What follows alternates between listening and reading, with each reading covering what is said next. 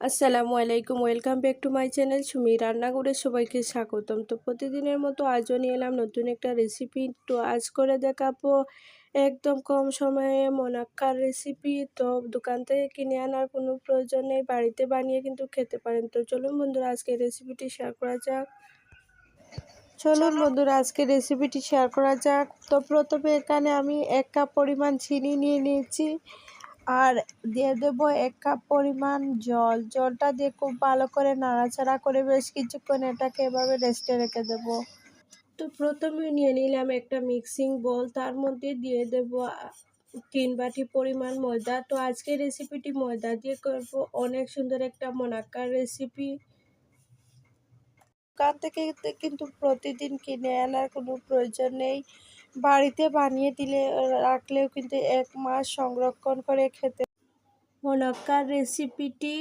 তো এখানে আমি 3 বাটি পরিমাণ ময়দা নিয়ে নিলাম। তো আমি একটু বেশি করে বানাবো, এটা সঞ্চিত করে রেখে কিন্তু খাওয়া যায়।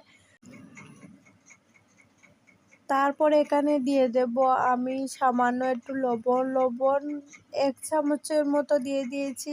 যার যে স্বাদ অনুযায়ী লবণটা দিয়ে দেবেন। তারপর দিয়ে দিলাম এখানে সামান্য একটু সোডা। তারপর এখানে কিছুটা তেল অ্যাড করে দেব আমি। তো এখানে কিন্তু 1 চা চামচের 4 ভাগের 1 ভাগ আমি এখানে সোডা ব্যবহার করেছি। তো এভাবে খুব ভালো করে এটাকে নাড়াচাড়া করে সুন্দর করে উপকরণগুলিকে মিশিয়ে নিতে হবে। তো এখানে আমি চামচ ব্যবহার করেছি, আপনারা চাইলে হাত দিয়েও কিন্তু এইটা তৈরি করে নিতে পারেন। তারপর দিয়ে দেব এখানে আমি ঘিটা দিলে কিন্তু অনেক বেশি সুন্দর ফ্লেভার আসে। অবশ্যই আপনারা চেষ্টা করবেন ঘিটা দেওয়ার জন্য। আর ঘি না থাকলে কিন্তু এখানে আপনারা কিন্তু রিফাইন্ড অয়েল ব্যবহার করতে পারেন। তো খুব ভালো করে চামচ দিয়ে নাড়াচাড়া করে কিন্তু সবগুলি উপকরণ একসাথে একটু মিলিয়ে নিলাম। এখানে আপনারা চাইলে কিন্তু জোয়ানও ব্যবহার করতে পারেন। জোয়ানটা দিলে কিন্তু হজম ক্ষমতার জন্য সাহায্য করে। তো খুব ভালো করে হাত দিয়ে কিন্তু এটাকে বেশ কিছুক্ষণ এটাকে মাখিয়ে নেব। তো এখানে আমি জোয়ান না ব্যবহার করে কিন্তু এখানে কালো জিরা ব্যবহার করেছি, আপনারা যে কোনো একটা ব্যবহার করতে পারেন। তো এখানে আমি 1 চা চামচের মতো কালো জিরা দিয়ে খুব ভালো করে এটাকে মাখিয়ে নিলাম।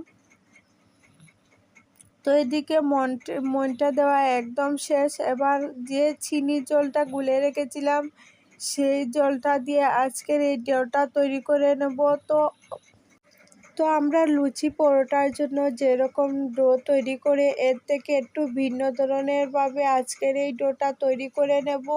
সবাই কিন্তু একটু মন দিয়ে দেখবেন বন্ধুরা, আর অবশ্যই কোথাও স্কিপ না করে দেখবেন, তাহলে কিন্তু বুঝতে পারবেন না কীরকমভাবে আজকের রেসিপিটি তৈরি করেছি। তো একটু একটু করে কিন্তু সবকটি চিনিগুলা জল দিয়ে সবটা চিনি কিন্তু গুলে যায়নি, আস্ত চিনি আমি এখানে দিয়ে দিলাম। দিয়ে খুব ভালো করে এটাকে এভাবে মাখিয়ে নেব। তো আমার চ্যানেলে নতুন বন্ধু পুরনো বন্ধু সবাইকে স্বাগতম। তোমাদের জন্য অনেকটা ভালোবাসা, তোমরাও এভাবে আমার পাশে থেকো বন্ধুরা, সবাইকে সাপোর্ট করো। তো দেখুন ডোটা কিন্তু তৈরি হয়ে গেছে, ভিতরটা আপনাদেরকে দেখিয়ে দেব কীরকমভাবে হয়েছে। তো দেখুন ভিতরটা একদম জালিদার, কীরকমভাবে করে নিয়েছি। অবশ্যই ফলো করে এভাবে বানিয়ে নেবেন মুনাক্কার রেসিপি।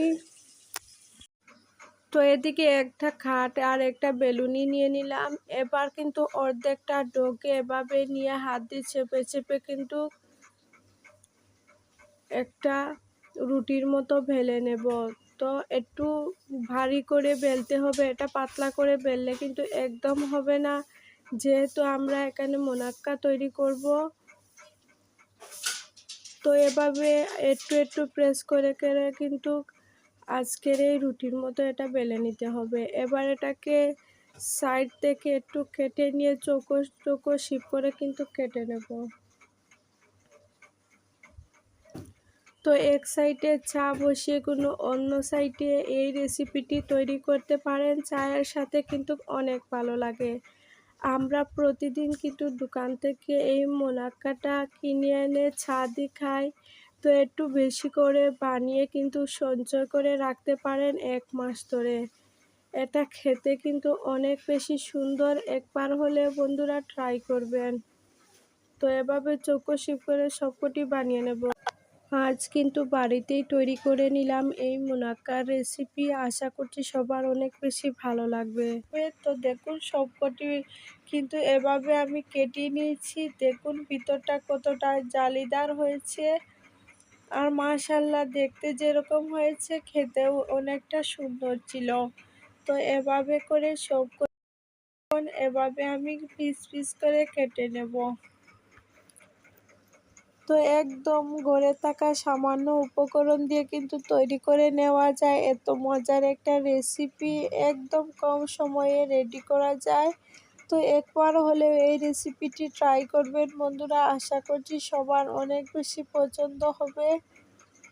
তো এভাবে করে কিন্তু সবকটি আমি বানিয়ে নেব। মুনাক্কাগুলিকে খুব সুন্দর করে চৌকো শিপ দিয়ে কিন্তু কেটে নিলাম। এবার সবকটি কিন্তু আমি একটা থালায় উঠিয়ে নেব। তো এটা কিন্তু আপনারা সংরক্ষণ করেও রাখতে পারেন ১ মাস ধরে। চায়ের সাথে খেতে অসাধারণ লাগে। চুলায় একটা ফ্রাই প্যান বসিয়ে তেল দিয়ে দেব।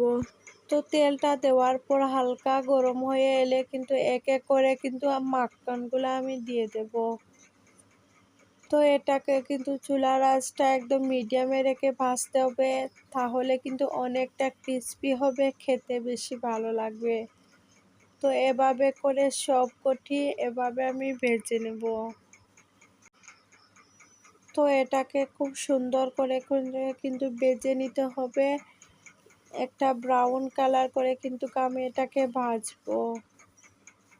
তো চায়ের সাথে খেতে কিন্তু অনেক বেশি ভালো লাগবে, বা এটাকে কিন্তু শুধু মুখেও খাওয়া যাবে, অনেকটা মিষ্টি মিষ্টি করবে। তো আজকের এই সিম্পল রেসিপিটি তোমাদের কাছে কেমন লেগেছে অবশ্যই বন্ধুরা কমেন্টে জানিও। আর ভালো লাগলে অবশ্যই লাইক, শেয়ার অ্যান্ড সাবস্ক্রাইব করে দিও।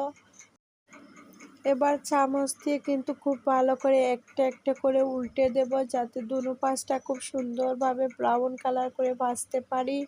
তো এটা খেতে অনেকটা কুড়মুড়ে হবে, চায়ের সাথে খেতে অনেক বেশি সুন্দর হবে।